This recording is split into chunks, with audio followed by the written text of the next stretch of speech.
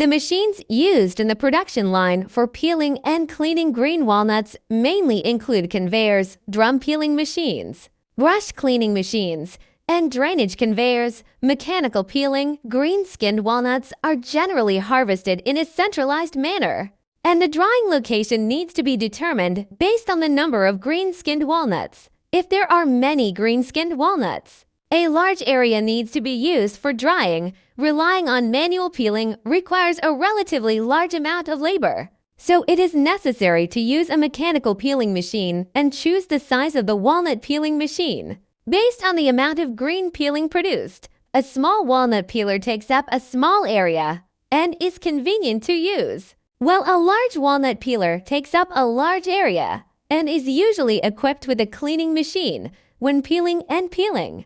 The peeled walnuts are immediately cleaned. The green walnuts are transported into the drum cleaning machine through a belt conveyor. The drum cleaning machine and the green walnuts are rubbed to damage the surface of the green walnuts. The surface damage of the green walnuts will leak down through the gaps in the drum, and there is a lot of residue on the surface of the peeled walnuts. At this time, they enter the brush cleaning machine and are sieved and washed by many fine brushes like brushes.